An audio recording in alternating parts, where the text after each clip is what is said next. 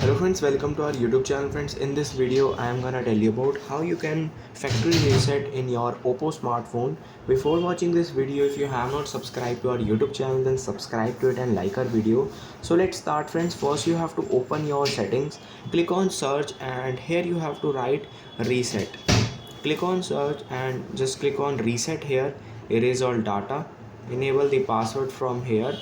Now you can see by doing this erase all data, it will reset everything, like it will delete all your data, app data, photos, videos, and even your Google Gmail ID and SD card also. So you have to remove it safely and then to erase all data, and by clicking on it, it will reboot your smartphone and it will all cleared. I hope you like this video. If you like this video, then subscribe to our YouTube channel for more helpful tips and tricks videos. See you next time.